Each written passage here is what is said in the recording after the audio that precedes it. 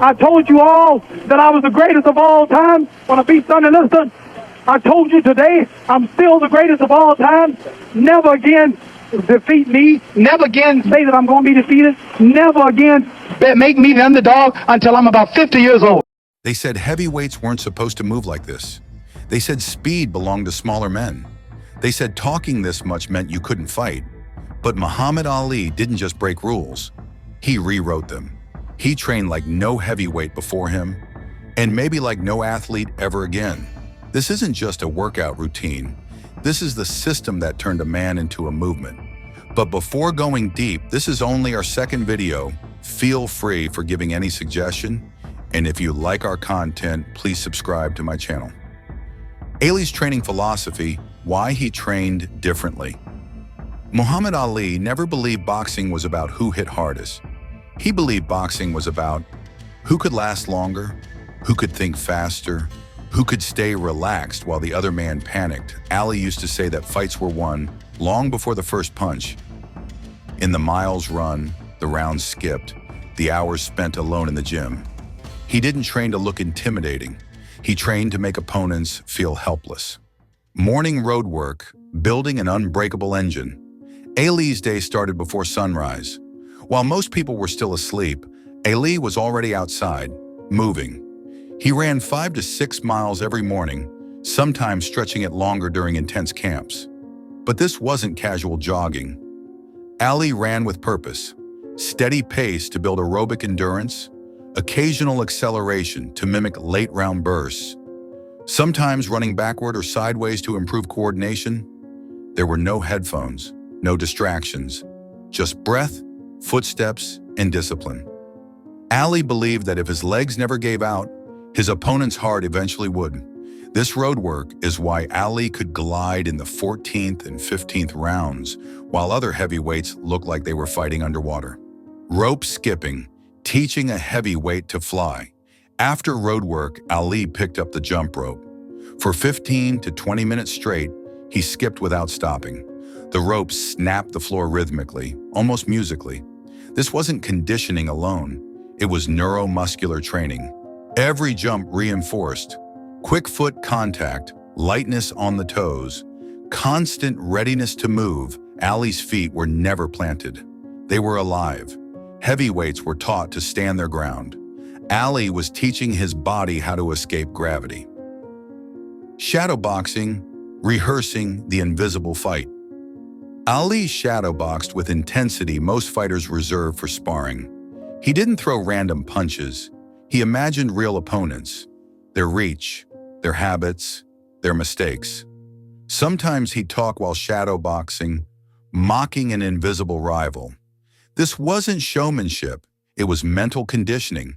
Ali trained his body to react before fear could interfere. Shadowboxing taught him distance control, defensive movement, fluid transitions between offense and defense. By the time Ali stepped into the ring, he wasn't improvising. He was executing a plan he'd rehearsed hundreds of times. Heavy bag work, rhythm, not destruction. Ali's heavy bag sessions looked strange to people expecting brute force. He didn't try to tear the bag apart. Instead, he focused on fast jabs, smooth combinations, constant movement around the bag. He'd punch, pivot, step away, come back in. The bag became a moving opponent in his mind. Ali trained his hands and feet to work together. Never punching flat-footed, never standing still after a strike. This is why Ali could throw punches while already moving away. Speed bag and double-end bag. Reaction under pressure. The speed bag was central to Ali's routine. The rapid rhythm trained hand speed, shoulder endurance, defensive reflexes. Each strike forced his hands back to guard instantly. Then came the double-end bag, unpredictable, fast, unforgiving. It snapped back at him, forcing instant reactions. This is where Ali sharpened. Timing, distance, judgment, precision. When punches missed him in real fights, it wasn't magic, it was repetition. Calisthenics, a body built for endurance.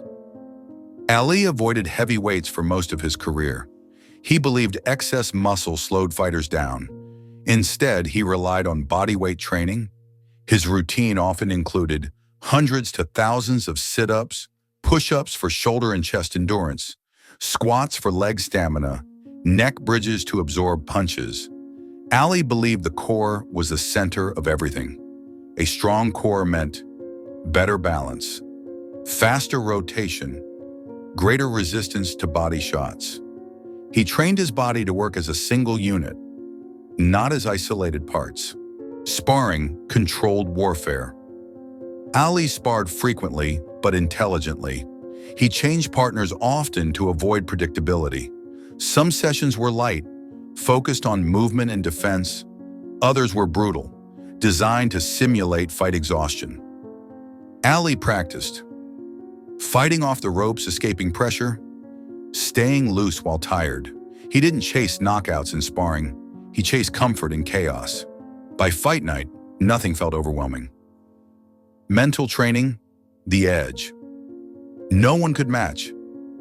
Ali trained his mind daily. He studied opponents relentlessly, their tendencies, their weaknesses, their fears. His famous trash talk wasn't random arrogance. It was calculated disruption.